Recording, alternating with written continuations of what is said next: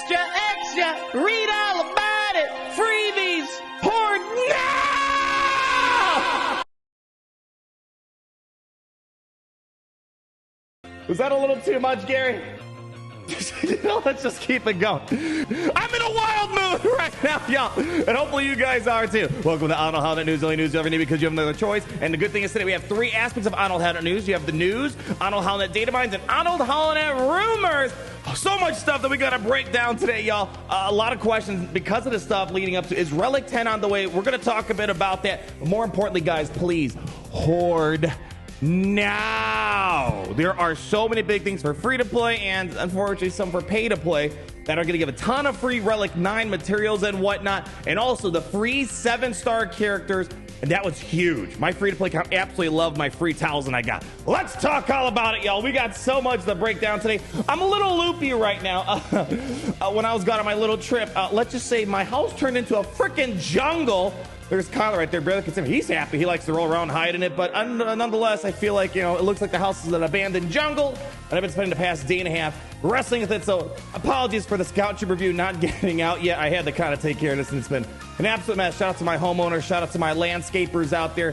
You guys are the MVPs. Seriously. You know, why pay someone, you know, $20 to do it when I can just spend a day and a half to it?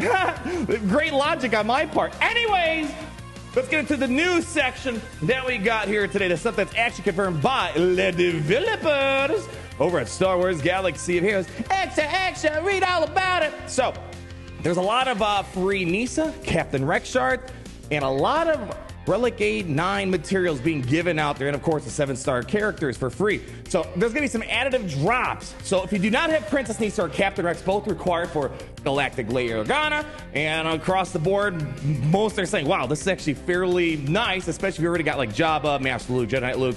It's very nice to have. In terms of everything kind of nesting well together. Or a shard equivalent, you will see additive drops for Princess Nisa and Captain Rex in the coming days.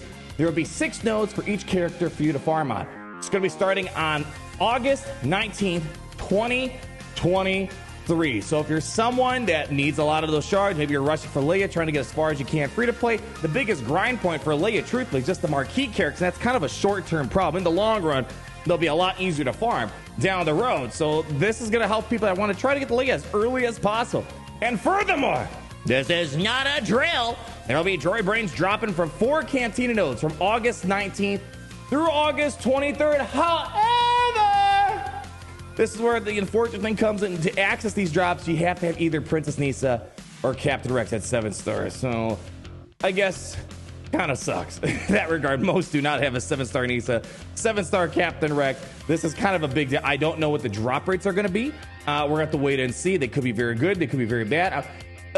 I would hate to say I hope they're bad because most won't be able to get access, and I'll feel bad for those missing out, but still, nonetheless, this could be huge. Again, making Droid Brains farmable for that many days, something's fishy, y'all. And then furthermore, hell yeah, baby! We got some double drop events starting on August 23rd. I believe Ahsoka Tano, the new show, comes out on August 23rd, and it's the Lady Van Alderaan's birthday at the same exact time, so it's gonna be a fun day.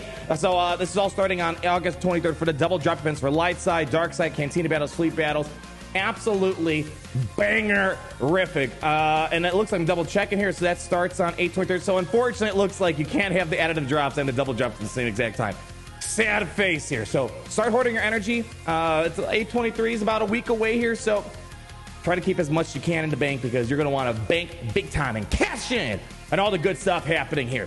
Next up on the news, let's talk about data mines, y'all. So data mines, not official confirmation, but generally 9 out of 10 times it comes to fruition down the road. And it's looking like on August 23rd, there's going to be a lot of big packs coming our way. I'm going to show you the contents of them.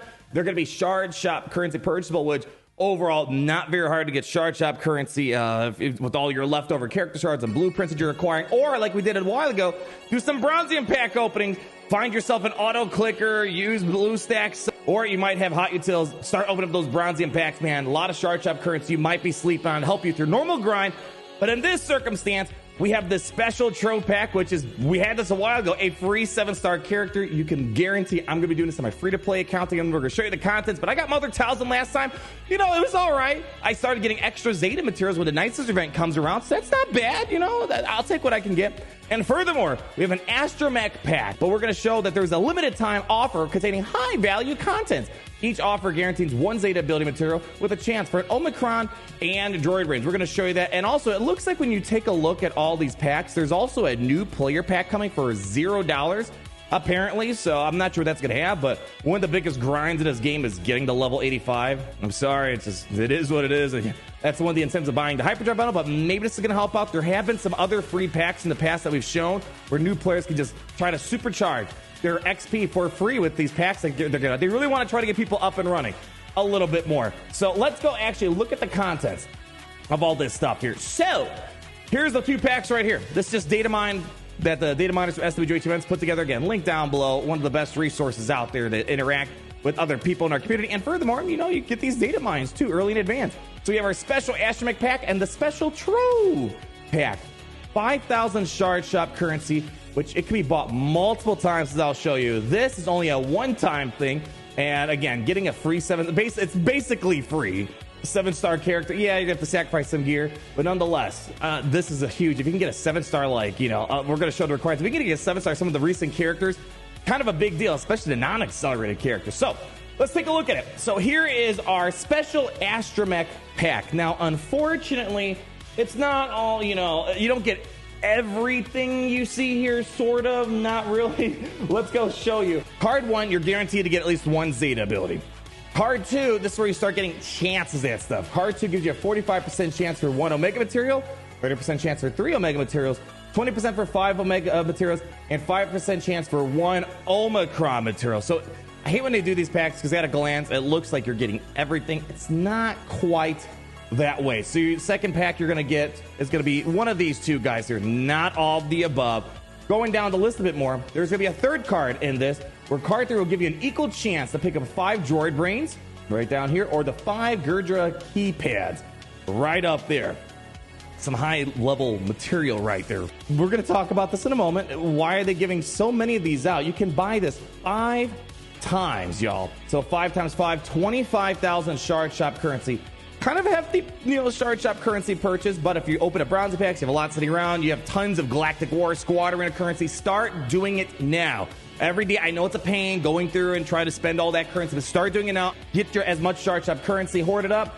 This is kind of a big deal. Let's take a look at the other one we got here. So this is our special Trove pack. They do this once in a while. They did it a couple months ago. This is huge, a lot of fun. For 8,000 shard shop currency, for a purchase of only 1 time, you can get any of these characters to 7 stars for basically free. It's just as free as they can really get to get 330 shards in one sitting. So let's not start, splitting straws.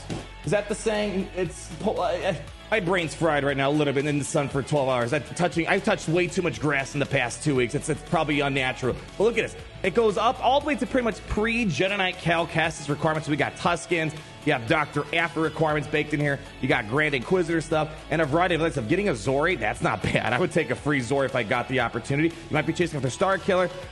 Almost every character in this game has some sort of high-level purpose, especially like everything you're seeing right here. This is kind of a big deal.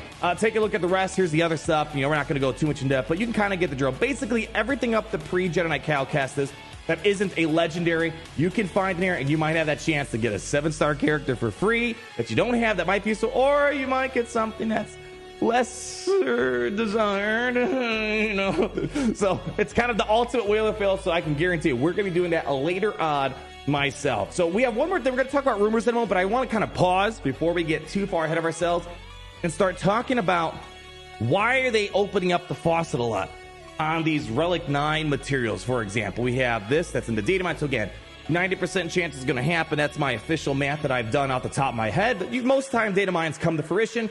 And further, why are they doing all these additive drops for droid brains as well? And the question's kind of bubbling right now. Is Relic 10 around the corner? Now, let's pause for a moment and think about what is going on inside of Star Wars Galaxy of Heroes at large. And we take a look at Star Wars Galaxy of Heroes, and we look at where we're sitting at the time being. We know there's a little bit of drama with the Crate Dragon raid going into the new raid for Leia's raid, for the Endor raid. We've been having assumptions since we already got the confirmation that they will be moving the resources of the Mark III currency to the new raid. But we assume, though, they're cutting us off dry from what we can currently purchase with that Mark III currency. And as you know what they say about assume, you make a you-know-what out of you and me. Let's just think about it for a moment. But when we look at our Mark III currency purchases, you can get we're thinking Gurja keypads, the arrow magnifiers, for example, impulse detectors. What if, with the new raid coming, they're going to make all the success with the Mark II raid tokens, and Relic 10 is introduced with the Mark III tokens? So they're just moving the currencies. They never said that the rewards that we currently get associated with those currencies are going to be moved as well. I'd say, you know, it's not a bad assumption. It's kind of the assumption I was making until I was sitting here saying, they could easily just move the currency and have new rewards associated with it. So maybe that'll help the pill be swallowed a bit better, because now people feel like, oh gosh, I don't have my Endor teams, which I think more people have Endor teams than the crate teams.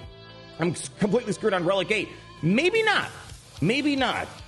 What we got to consider is that they might introduce a Relic 10 with the Endor raid. Now, not to say I want a new Relic. I hate progression for gear and, you know, all that other stuff. However, let's be pragmatic about it. They didn't introduce any new Relic tier gear grind, some new gate with the Crate Dragon raid. Maybe because they're just introducing it for the first time. They want us to get familiar with their new featured raids, maybe get excited. They didn't want me to be like sour to taste with a new exclusive type of Relic material that could be associated with it.